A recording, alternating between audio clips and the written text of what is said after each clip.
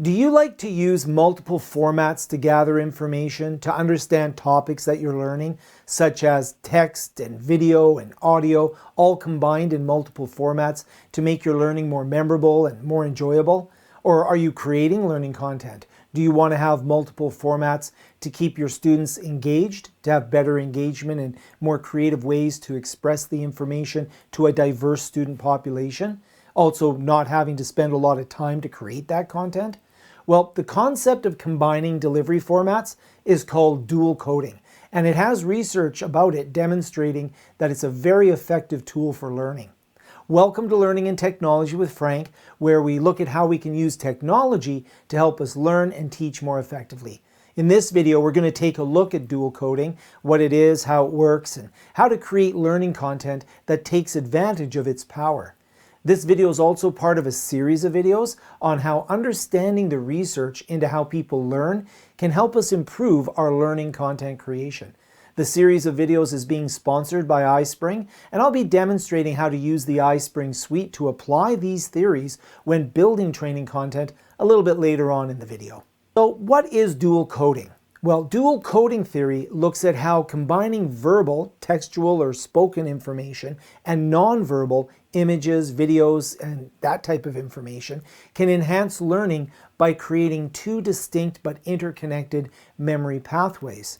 So a great example would be to be reading a book while listening to the audiobook at the same time.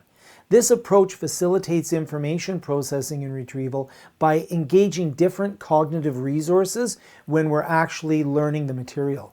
Visuals can clarify complex ideas, and when paired with verbal explanations of those visuals, they can significantly improve comprehension and memory. Dual coding also leverages the brain's capacity to process and remember information presented in both textual and visual formats, making learning more efficient and effective. When creating this type of content, the iSpring suite can actually be very helpful for creating dual encoded content without having to take a lot of time to create the content in multiple formats. It's quite impressive. Let's go take a look. The ability to use multiple formats of exchanging information with the learner is one of the key strengths of the iSpring suite. For example, here I have a presentation on the Pacific Ocean, and if I go into a slide here, this slide here is actually a YouTube video that I've inserted. To do that, I just went to the YouTube tab, and underneath the YouTube tab, I just put in the URL of the video that I wanted to insert, and that is now going to be some media that's part of this online course. I can do all sorts of web objects in here, screen recordings. One of my favorite things to do are the role plays, and this is something where I can have the role play which is driven by student navigation. I can branch out to different directions. That's just great learning and great course design by itself, but I can also use principles of dual encoding when I create these role plays. Let me show you what I mean. So I'm going to go into the role play, and underneath the role play I'm going to go into the editing feature of the role play. So I'll just click on the role play button to edit this object. So I click on role play.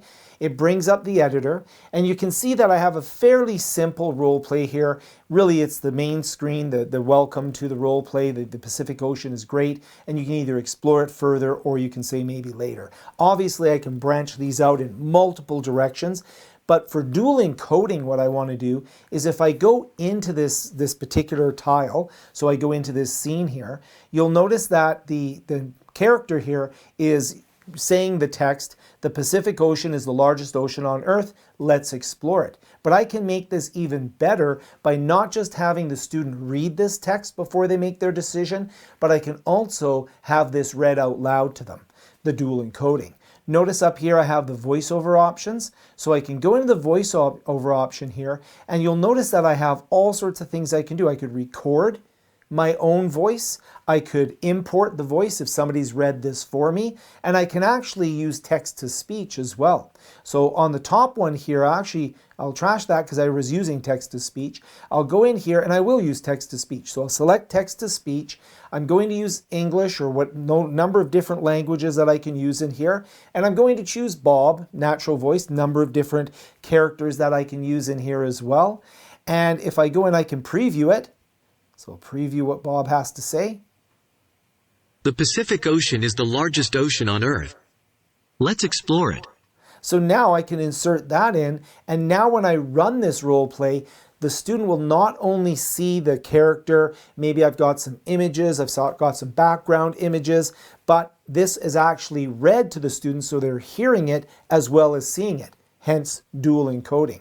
And if I go in, let's go to the next scene, scene number 2, you can see here that I've done a few things. I've got the text-to-speech, so I can do text-to-speech in here as well. I'll stick with the same character, so I'm going to use English, I'm going to use Bob, so again, it'll use text-to-speech. Okay, let's look at some of the marine life in the Pacific Ocean. Now again, I could insert my own narration and I could also have other people narrate and import that. But in this particular scene, not only do I have the ability to have it read to me as I'm reading it, but I can also insert media. So I've got, whale sounds. That's actually going to click out to a YouTube video where you can hear different whale sounds here. And I can build this up with all sorts of different recordings of audio, different recordings that I want to insert in here. Anywhere where there's text, I can record, I can import, or I can use text-to-speech. When I'm done, I'll just save that, so that will save it into the presentation. And now when I compile the course, I will have the ability to have not just the visual and not just the text on the screen, but it can actually play the voiceover on there to get me the dual encoding.